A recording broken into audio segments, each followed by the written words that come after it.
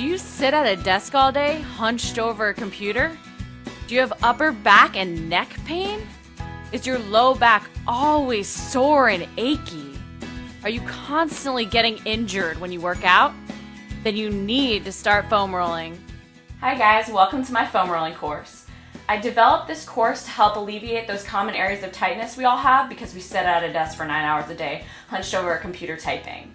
They get rid of neck pain, upper back pain, low back pain, even the wrists and elbow pain you might be suffering from typing. They'll help you prevent injury when you work out, and they don't even take a lot of time.